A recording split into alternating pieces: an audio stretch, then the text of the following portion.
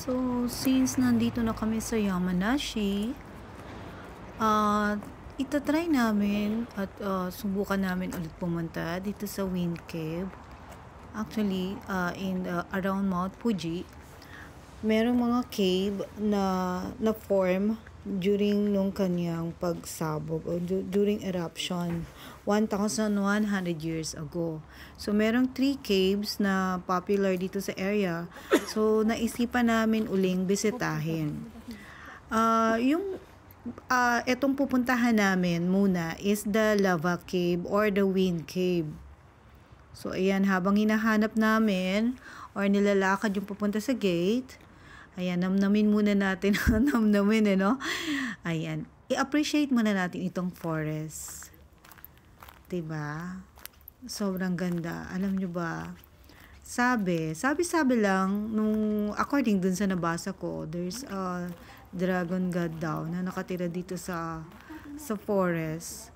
May lake dito, kaya lang since medyo dumidilim na kasi, kaya hindi na rin namin siya bibisitahin. So ito na lang Wind Cave. So after nga, ayan, pagbili namin ng ticket, pupunta na kami dun sa pinaka entrance or sa pinaka mouth ng cave.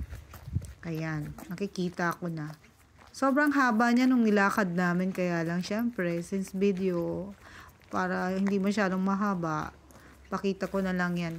Malapit na kami sa, ayan nga, bunganga ng cave nitong lava cave or wind cave. Ayan yung kanyang picture. Ayan, ayun siya.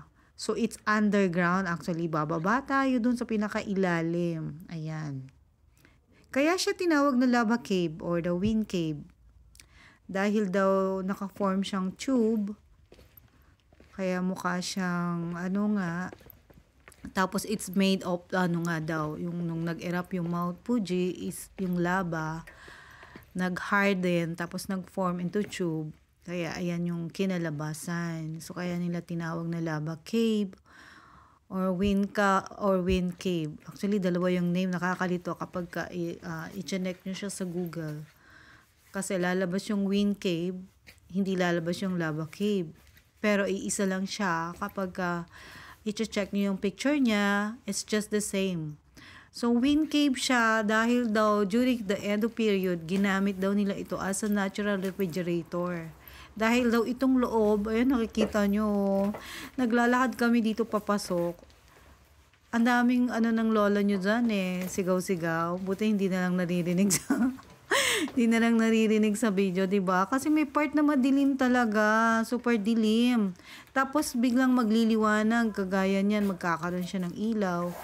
Tapos yung inaapakan na yan, yung dilalakaran namin, medyo siya, steep at saka medyo madulas. At napakababa nung kanyang ceiling. Ayan, madilim na naman, nakikita nyo. May part kasi na ganyan. Tapos, ang nangyari pa, nauuna na si Mr. Iba dahil nga kasi nga nagbibideo ako para maipakita ko itong loob. Ayan. Ayan kaya siya tinawag na natural refrigerator. Hindi kasi nagme-melt yung mga ice na yan sa loob. Kasi, itong loob sobrang lamig. Ang temperature niya daw, nagsi 0 degrees daw ito sa loob. Kaya ganyan. Kaya pinapakita nila yung mga ice particles dyan o yung mga icicles dyan, hindi talaga natutunaw dahil sa sobrang lamig. Ayan, naglalakad. Nakita nyo si Mr. Eben, nandun na siya sa Buti nga nag-stop siya dyan kasi talagang sabi ko, ang dilim na. Saan na ba ako? Ayan, nag-stop siya kasi siguro na-feel niya na ang tagal-tagal kong makasunod kaya huminto siya dyan halfway. So ayan, sabay na kami maglalakad. Diba? Diba nakakaloka? Merong part kasi na mababa, tas may part din na ganyan na nakakatayo kami. Ang lagaya niya, chine-check namin kung anong mga sinasabi sa loob. O syempre pa yung lola niyo, hindi naintindihan yan. O diba? Kaya ayan, si Mr. Ibe na lang yung tagabasa ko. So kung anong sinasabi, diba? Para ma-explain sa lola niyo.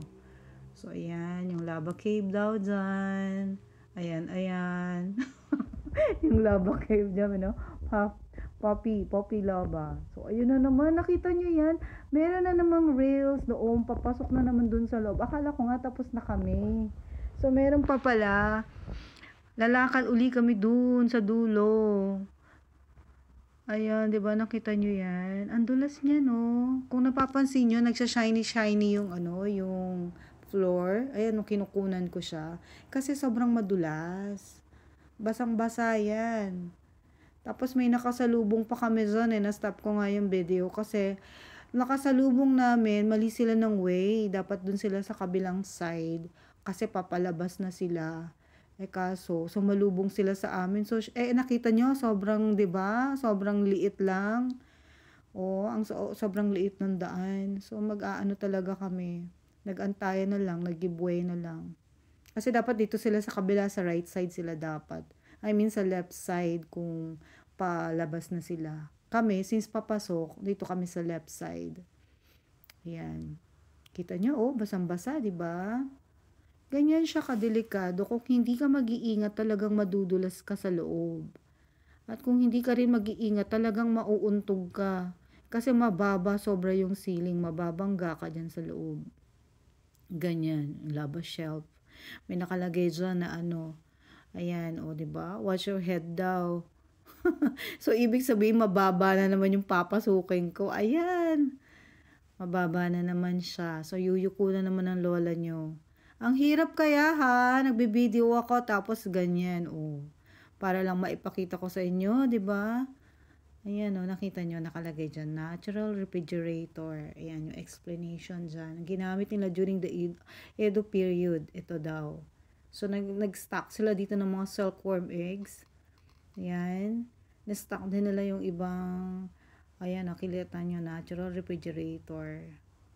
Ito nga, yung mga rack na yan, yung mga shelves na yan, akala ko talaga, pwede kang mag-iwan lang ng coins. Akala ko nga mga peanuts or corn yung lolo niya talaga, no? Ginutom sa loob. Kasi may mga ganun sila, yung mag-iiwan ka lang ng pera tapos kukuha ka ng peanuts or anything, ganyan, walang nagbabantay. So, akala ko it's a store din. So, hindi pala. Pinapakita nila during the Edo period nga, ginawang storage to. Ayan, dyan nila store yung silkworm eggs. Ayan, nakikita nyo dyan. Yan, so may mga explanation ng in Japanese dyan.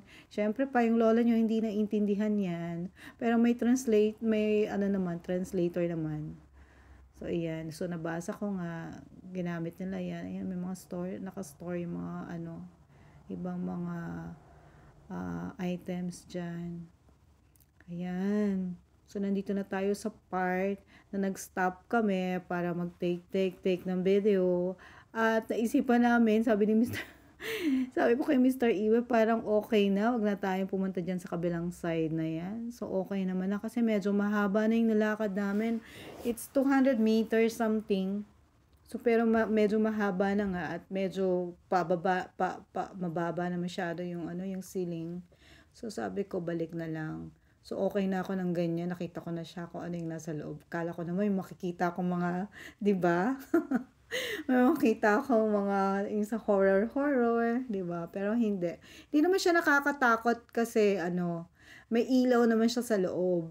At saka ayan may mga hawakan ka, may railings na hindi ka naman madadapa or what. Although madulas siya talaga, so pero meron namang merong hawakan. Ayan, para matulungan ka sa sa pagpasok. So, hindi rin siya ganun na talagang nakakatakot. Yes, okay. Ayan. Pero siguro kung gabi na dito, no? Kaya sabi ko, balik na kami ni Mr. Ibe. Ayan. Siyempre, may video muna kami, diba? Pakita ko yung paligid niyang barn or, the rock storage na yan. Diba? We're inside the cave. Sinasabi ng lola niyo. Sabi ko.